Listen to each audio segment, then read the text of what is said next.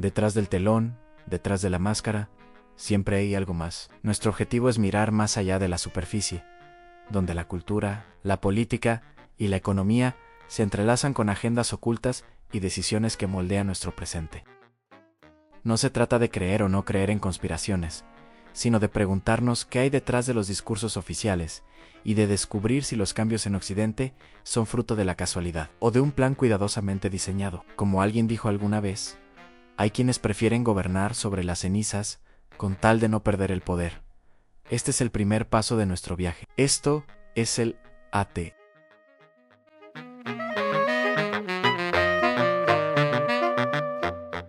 Cuando hablamos de la crisis actual en Occidente, muchos piensan en economía, en política o en problemas culturales, pero pocos saben que, ya desde hace más de medio siglo, las élites intelectuales y políticas comenzaron a plantear algo mucho más profundo: el miedo a que el mundo tuviera demasiada gente. En 1968, un libro se convirtió en bestseller y encendió las alarmas en la bomba poblacional, escrito por el biólogo estadounidense Paul Ehrlich. Allí se afirmaba que el crecimiento de la población llevaría a hambrunas masivas y al colapso de los recursos naturales. Aunque muchas de sus predicciones nunca se cumplieron, sus ideas influyeron enormemente en universidades, medios de comunicación y organismos internacionales. Pocos años después, en 1972, el Club de Roma, un grupo de empresarios, académicos y políticos influyentes, publicó el informe Los límites del crecimiento. Este documento, basado en modelos matemáticos, advertía que si la población y la economía seguían creciendo al mismo ritmo, la Tierra colapsaría en pocas décadas. El informe fue presentado como científico e incontestable, aunque también recibió fuertes críticas por simplificar la complejidad de la realidad. La preocupación por la superpoblación se instaló definitivamente en la agenda global, tanto que en 1994, la Organización de las Naciones Unidas organizó la Conferencia Internacional sobre Población y Desarrollo en El Cairo. Allí participaron más de 170 países, y se debatió abiertamente sobre planificación familiar, derechos reproductivos y políticas de control demográfico. Los documentos oficiales de esa cumbre todavía están disponibles en la propia página de Naciones Unidas, lo que demuestra que no se trata de rumores, sino de discusiones públicas y formales. Lo interesante es que desde ese momento el discurso sobre la natalidad dejó de ser un tema privado o familiar, y pasó a formar parte de la política global. Y aquí aparece la pregunta clave: ¿fue un intento genuino de buscar equilibrio y sostenibilidad, o el primer paso de una estrategia más amplia para rediseñar la sociedad occidental desde sus raíces? En paralelo al debate sobre la superpoblación, comenzó otro proceso que transformó radicalmente a Occidente: el cambio en el rol de la mujer. En los años 60 y 70 surgió lo que se conoce como la segunda ola del feminismo, un movimiento que, en su origen, buscaba algo legítimo: la igualdad de derechos civiles, laborales y políticos para las mujeres. Este reclamo tenía fundamentos claros en muchos países. Las mujeres no podían acceder a los mismos salarios que los hombres, ni participar de ciertos espacios profesionales o políticos. Lograr esa igualdad fue sin duda un avance justo y necesario. Pero con el tiempo, el discurso fue tomando otro matiz. Desde los medios de comunicación, la publicidad y el cine, se comenzó a transmitir una idea a la maternidad y la vida familiar eran vistas como un atraso, mientras que el verdadero camino de la realización femenina estaba en el trabajo corporativo y en la independencia total del hogar. Películas y series de televisión empezaron a mostrar a la madre de familia como una figura aburrida o limitada, mientras que la mujer liberada era moderna, libre y respetada. Hasta mediados del siglo XX, en muchos países occidentales, era común que una sola persona, generalmente el padre, trabajara fuera de casa. Y lo importante es entender esto: el sueldo de un solo trabajador alcanzaba para sostener un hogar completo. Eso le daba a la madre el privilegio de poder dedicarse al cuidado del hogar y de los hijos, de acompañarlos en su crecimiento, de estar presente en los momentos claves de la infancia. No era una obligación forzada, era una posibilidad real en la familia. Podía elegir. Pero con el paso de las décadas, ese modelo se fue rompiendo. Los impuestos crecieron, los servicios básicos se encarecieron y el costo de vida subió de manera constante. En países como Alemania, La presión fiscal pasó de un promedio del 30% en 1965 a más del 45% en la actualidad, según datos de la OECD. En Estados Unidos, el precio de la vivienda, ajustado por inflación, se duplicó entre 1970 y 2020. El resultado fue claro: el sueldo de una sola persona dejó de ser suficiente. La familia se vio obligada a necesitar 2 ingresos completos para cubrir gastos que antes se resolvían con uno solo. Así, lo que antes era una elección, se transformó en una necesidad. Ambos padres debieron trabajar a tiempo completo, y el cuidado y la educación de los hijos pasó cada vez más a manos del Estado. Y aquí surge un punto que rara vez se menciona. Para el sistema impositivo es más rentable que trabajen 2 personas en lugar de una. 2 cabezas de familia generan el doble de carga fiscal que un único sostén económico. El Estado recauda más, mientras la familia pierde tiempo de unión y de presencia en el hogar. En los años 70, en Alemania, menos del 30% de los niños menores de 3 años asistía a guarderías públicas. Hoy, esa cifra supera el 60%. Según estadísticas oficiales. Esto muestra cómo la crianza pasó de ser principalmente un ámbito familiar a un ámbito institucional. La gran pregunta es, ¿este proceso fue simplemente una consecuencia inevitable de la economía global, o también una estrategia funcional a un sistema que gana más con 2 trabajadores a tiempo completo que con un hogar sostenido por uno solo? Sea cual sea la respuesta, el resultado es visible en padres cada vez más ausentes en el hogar, e hijos educados mayormente por un sistema que responde a intereses externos a la familia.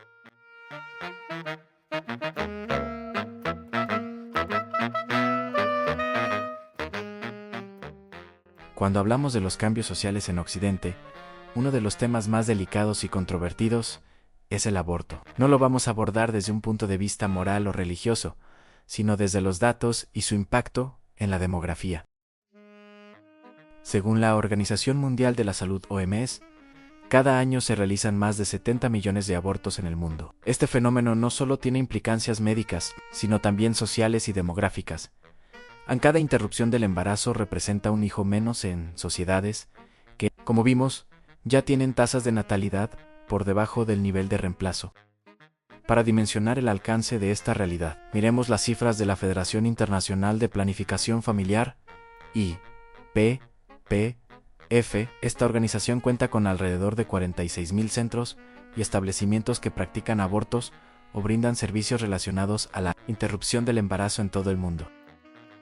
Si lo comparamos con otra red global, en ese mismo periodo McDonald's tenía unos 33.900 restaurantes, es decir, la IPPF tenía más centros de aborto en el mundo que McDonald's locales de comida rápida. La diferencia es impactante y refleja el peso que estas políticas han tenido a nivel global.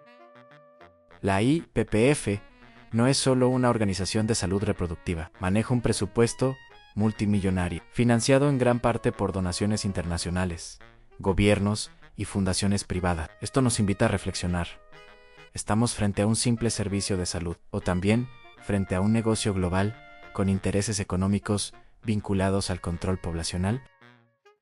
El punto aquí no es discutir si el aborto debe ser legal o no en cada país, sino entender su impacto en la sociedad y en la demografía, en sociedades donde ya nacen menos hijos de los necesarios para mantener la población. Cada política que promueve la interrupción del embarazo termina profundizando la crisis demográfica, y la pregunta queda abierta: ¿es solo una consecuencia del progreso moderno, o estamos frente a un engranaje más de un sistema que busca reducir la natalidad en Occidente?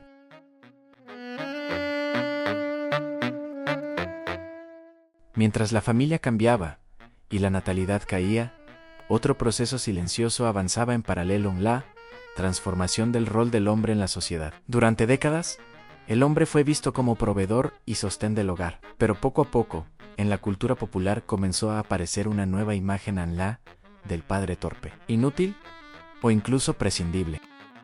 Si observamos películas y series de los años 80 en adelante, el patrón se repite. El padre de familia es presentado como un personaje ridículo, débil o incapaz de liderar. La figura masculina pasó de ser un pilar a convertirse en un estereotipo negativo. Y este fenómeno no es menor, porque lo que vemos en la pantalla moldea lo que la sociedad termina percibiendo como normal. A la par de este cambio cultural, los estudios médicos muestran otro dato alarmante. Los niveles de testosterona en hombres occidentales han caído drásticamente en Estados Unidos. Investigaciones publicadas en el Journal of Clinical Endocrinology and Metabolism señalan que desde los años 80 hasta hoy, la testosterona promedio en varones jóvenes ha disminuido más de un 30%. Esto no solo afecta la salud física, sino también la fertilidad y la vitalidad general de la población masculina. En el plano social, cada vez más hombres reportan sentirse desplazados de su rol tradicional, atrapados entre discursos contradictorios. Por un lado, se los acusa de ser opresores. Por otro, se espera de ellos responsabilidad y fortaleza. El resultado es una generación de hombres confundidos, inseguros y muchas veces solos. Las consecuencias son visibles: en caída en la formación de familias estables, menor número de hijos y un aumento significativo en la soledad masculina. Según datos de Eurostat, en la Unión Europea, más del 35% de los hogares de hombres adultos menores de 40 años son unipersonales, una cifra que hace unas décadas habría sido impensable.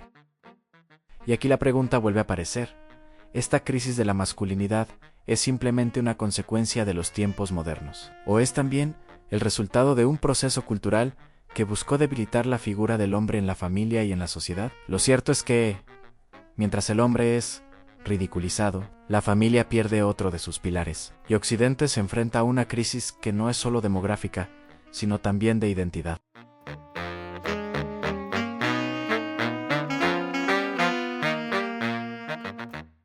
Hasta aquí vimos cómo se fue debilitando la familia, cómo se transformaron los roles de la mujer y del hombre, y cómo las políticas sobre natalidad tuvieron un impacto directo en Occidente. El resultado es un dato que ningún gobierno puede negar. Los países occidentales ya no tienen hijos suficientes para sostenerse en el tiempo.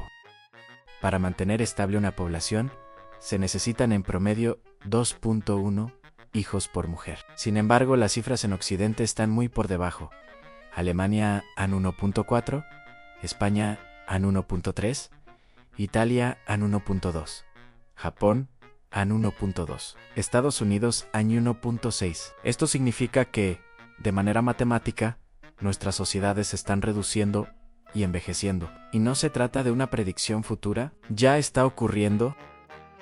Una población envejecida significa menos trabajadores, menos cotizantes a los sistemas de pensiones y al mismo tiempo más gastos en salud y jubilaciones. En otras palabras, hay menos gente produciendo y más gente dependiendo del Estado. Los gobiernos se enfrentan a un dilema enorme: ¿cómo mantener funcionando la economía si cada vez nacen menos niños?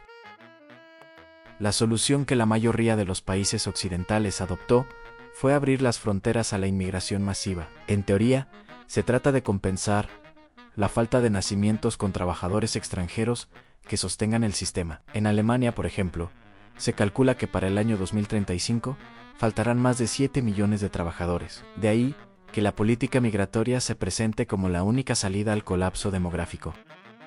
Pero aquí surge otra pregunta clave: ¿fue la inmigración una respuesta improvisada a la caída de la natalidad? ¿O formó parte de un plan que ya se había anticipado desde hace décadas? Lo cierto es que, mientras las fronteras se abren, la natalidad local sigue cayendo, y Occidente enfrenta un escenario donde su identidad cultural y social se transforma de manera acelerada.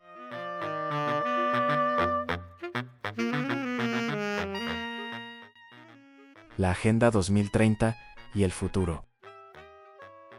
En el año 2015, la Organización de las Naciones Unidas presentó un ambicioso proyecto llamado Agenda 2030 para el Desarrollo Sostenible. Se trata de un plan firmado por casi todos los países del mundo, con 17 Objetivos de Desarrollo Sostenible, conocidos como ODS.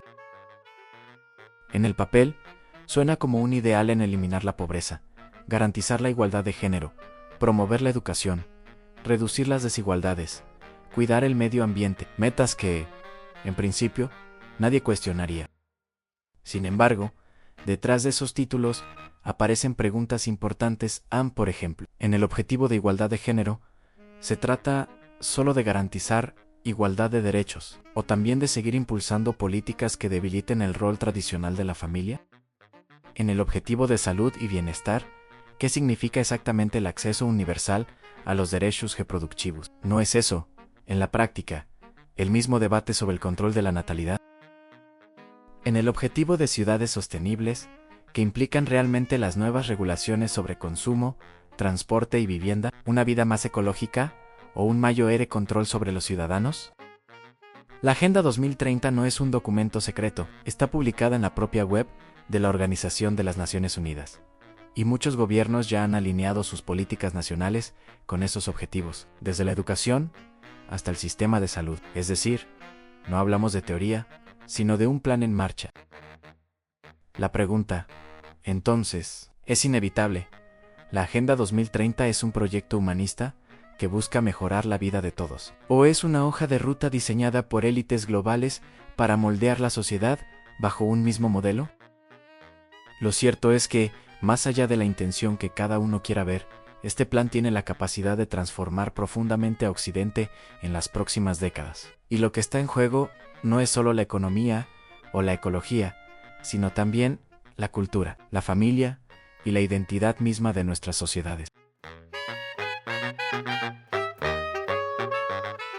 Hemos recorrido un camino largo desde los debates sobre la superpoblación en los años 60 hasta la transformación del rol de la mujer y del hombre, el impacto del sistema económico y los impuestos, la expansión del aborto como política global, la crisis de la masculinidad, la caída de la natalidad y la apertura de fronteras, para terminar en la Agenda 2030.